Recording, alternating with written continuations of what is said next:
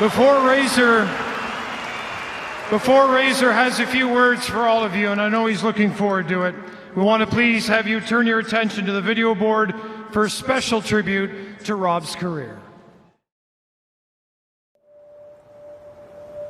He wouldn't have done the thing he did on the ice or went through the things he went through if he didn't care deeply about this team. It was all Buffalo or nothing. That's just the way he is.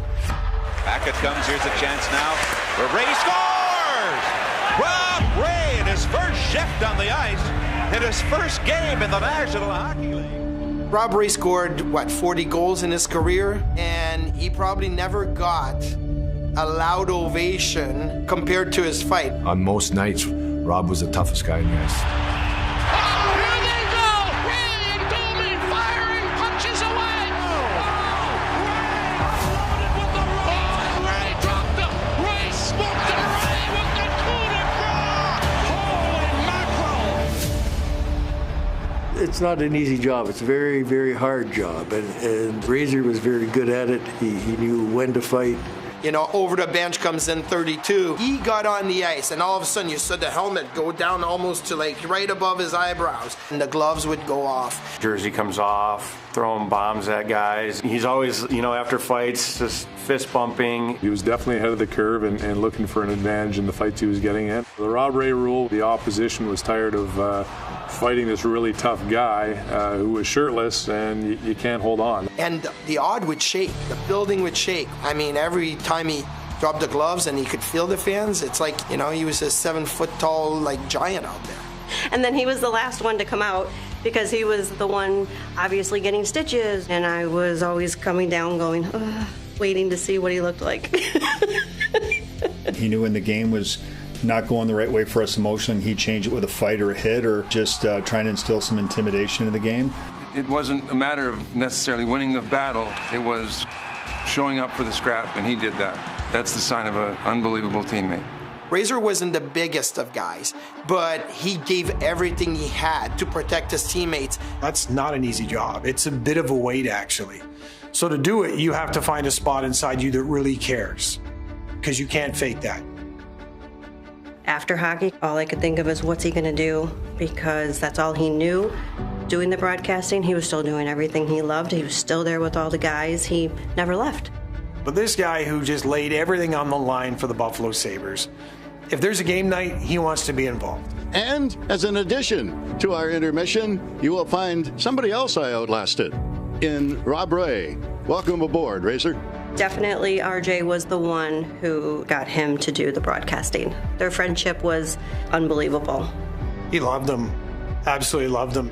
They relied upon one another, and I think the understanding between the two was something that Rob, I know, still cherishes. And so I said, we'll just do it from between the benches along with Rob Ray. At the moment that I said that, I was kidding.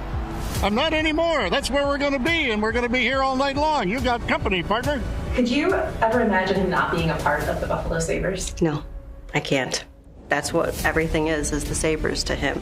The private part of Rob Ray, yes, he has a rough exterior at times, but there's nobody that's going to be more loving and certainly more dependable. He's the biggest heart that you can find on and off the ice. He'll always be there for you. The Buffalo Sabres are an organization since day one that he got here, he fought for. And by being there for every single Sabre player that has ever come through the door, he has your back. At left wing, number 32, Rob Ray.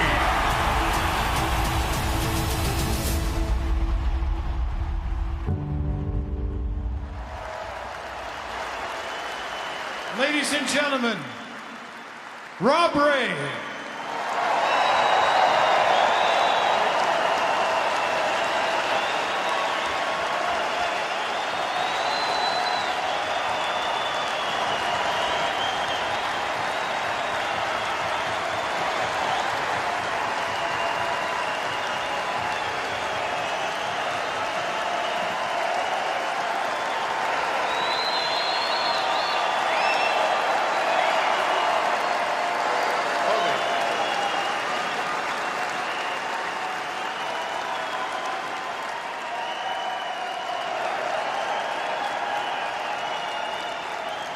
You gotta stop, I'm gonna cry.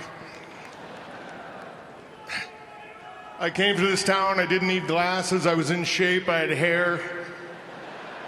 I've left it all here for you guys.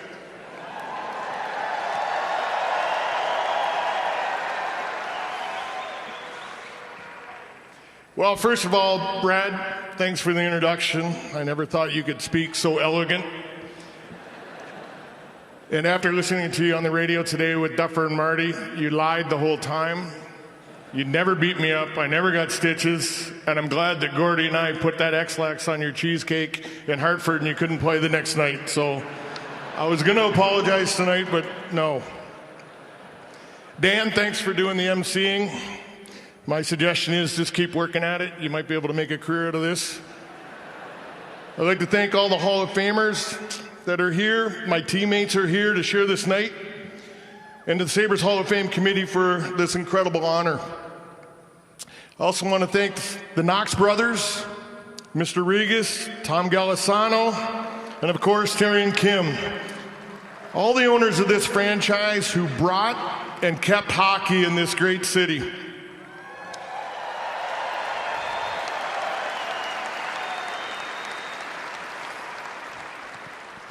And I also want to thank the people in this building that work here every night, from tickets to security, the parking lot, the ushers.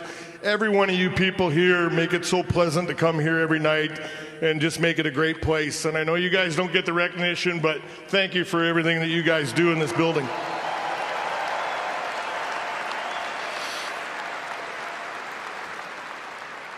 I am a little nervous right now. I did a lot of really stupid things on this ice, crazy things, and I never really felt nervous. You just played the game. And as you can see, I did some of my best work out here with no shirt on, and I'm kind of thinking I should peel down now, but I don't even take my shirt off now to shower, so, and it's too light in here. I grew up in a small town called Sterling, Ontario. And when I got a chance to come to the NHL, I was the first one ever from my area. And my driving force was to make my family and everyone back home proud. You know, my mom and dad, they're here tonight, and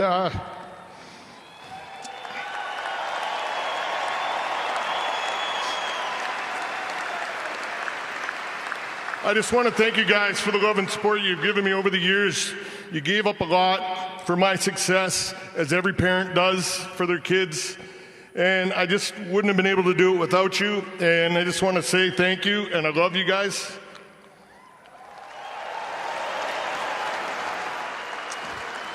After junior hockey in Cornwall, I was drafted to Buffalo, and I had no idea where Buffalo was. And after I found out, I was like, God damn, I'm glad I found out, because it's been the most amazing place and the most amazing experience that anybody could ever have. Yep.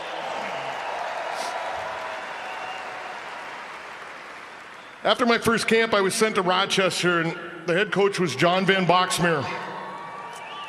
And Boxy gave me the greatest advice on what I need to do to become an NHL player. He told me at the time what the Sabres wanted, and he was right. 446 minutes in penalties, 46 fighting majors in my first season in the American Hockey League kind of set the stage for my future career. So thank you to Boxy for that great information. I played my first NHL game the following season in Pittsburgh, as you've seen on the board, against Tom Barrasso and the Penguins. I got a goal and assist. I was +3 in my first game, and statistically wise, it was the best game I ever had in the NHL. I thought at this point, hey man, this is going to be easy. Fighting's out, and I'm on to something different. Reality set in really quick. At the end, I had a goal and 2 assists, and I was -8 or 12, so it happened quick. My first coach here was Rick Dudley with the Sabres. And he taught me the whole fight game, when to fight, when not to fight, and more importantly, he taught me how to deal with the mental part of the role, and I thank him for that.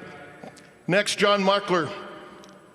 He put a lot of trust in me in my game. He not only helped me grow as a player, but how to respect both on and off the ice.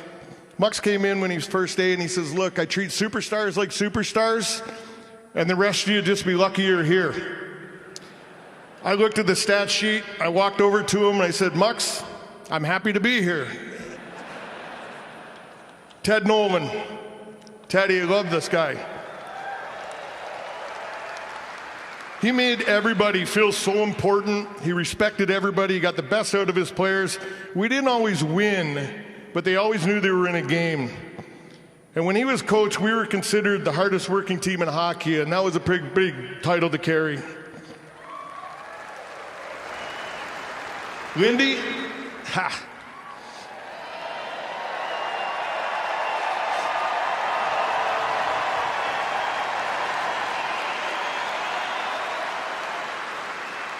Still question your coaching sometimes, why you put me on the ice in certain situations, but we'll talk about that later. But you know what, Lindy was awesome. Lindy taught me how to be a leader. He taught us as a team how to be responsible. And when things weren't going well, he taught us to look in the mirror first at ourselves before we turned and looked at others. And I think that's how we really kind of grew as a group and to a team, and it made a big difference. The best part about this game is the friendships you make, the experience you've had, the teammates. There's a lot here. Some I'm going to, I'll miss, I don't know. Mayday, great job. I just really thankful you didn't come up here and tell everybody how you scored one of the greatest goals in Sabres history, Mayday, and then you went on to win a Stanley Cup. But you've come a long ways from every practice, every game. Brad would puke before it started because he was so nervous. And I'm proud of you how far you've come. You've done a nice job, Brad. Kenny Sutton's here. Suts and I were roommates at the beginning, and I'll tell you what, we experienced a lot as young kids, did a lot of crazy things, but he was the voice of reason, and he kept us out of a lot of trouble. Suts, I thank you for that. Barney. I don't know. I better be careful here. Barney, I'll tell you what, I loved you, I hated you, I loved you, I hated you. I loved playing with you, I hated playing against you. I loved that you always had my back. I hated you when I threw you through the window of our condo. I hated you when you broke my stick. But I love you because you got bigger balls than anybody I've ever met.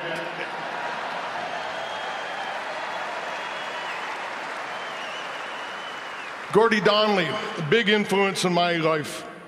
And Gordie was a real quiet guy. I don't know if I should call him El Guapo or Gordie.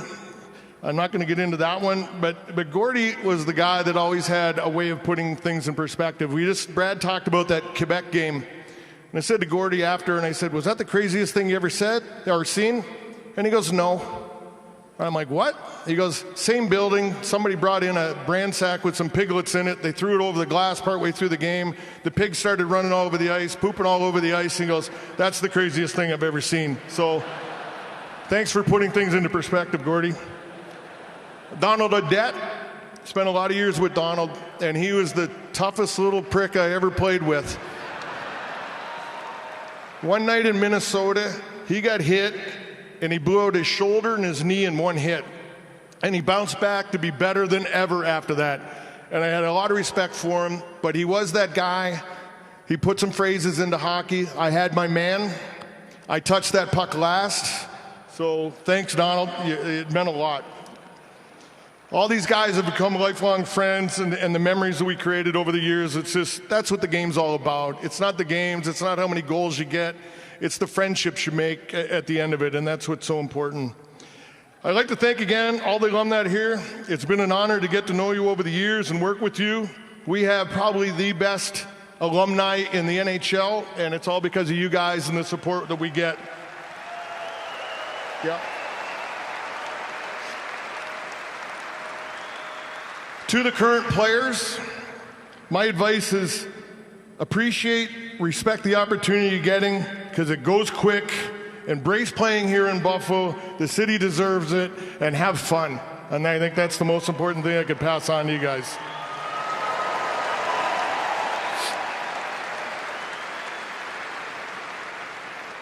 Also, to the greatest, most resilient fans in the world, thank you for accepting me, appreciating me, and understanding my role early. You're special people. I came to this city in 1989. Today I'm proud to say I'm a resident of Western New York, the home of amazing, passionate, and caring people.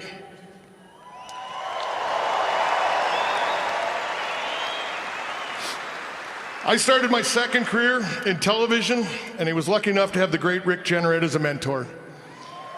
And he was special. And it's nice to see Cupcake here tonight because it's awesome. RJ, I know you're looking down on us right now. You're critiquing my speech. But thank you for the legendary fight calls and for teaching me how to be a broadcaster. I truly miss you, especially hanging out with you in those little dive bars on the road and shooting a lot of BS, shooting it together. It's just been fantastic. And I miss you a lot, buddy. And we all do, so.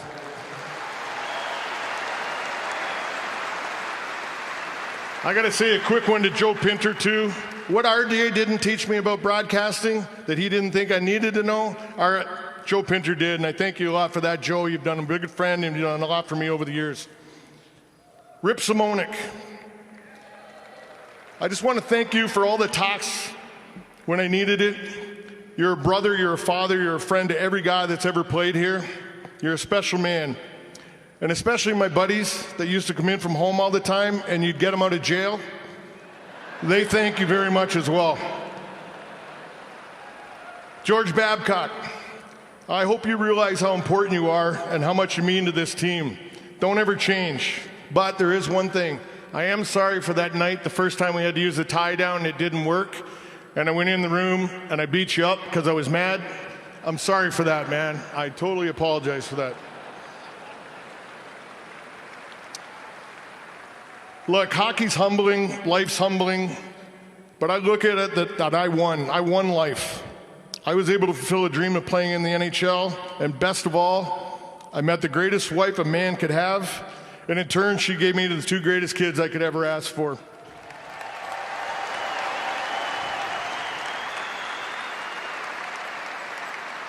I would trade everything that I've ever accomplished just to have you guys, because it's all I need. And I thank you guys, and I love you guys very much.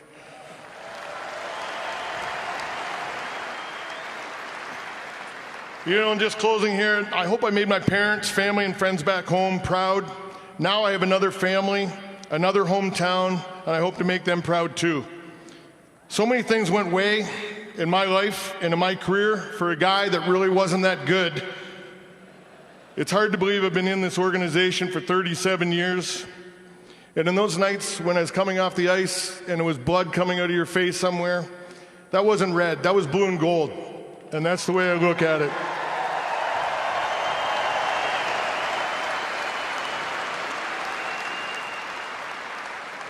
I'm honored and I feel extremely privileged to be inducted into the Buffalo Sabres Hall of Fame. I thank you very much. Thank you to all you people. Good luck to the guys. I hope you go. So thank you very much, everybody.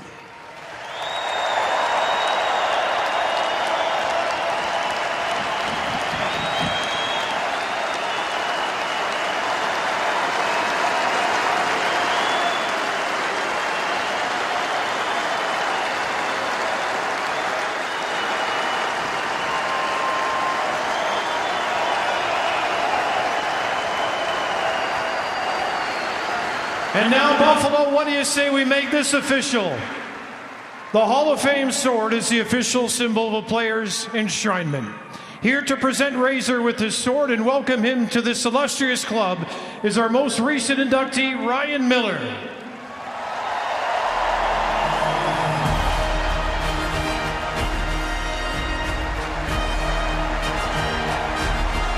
Ladies and gentlemen, the 44th member of the Buffalo Sabres Hall of Fame, Rob Ray.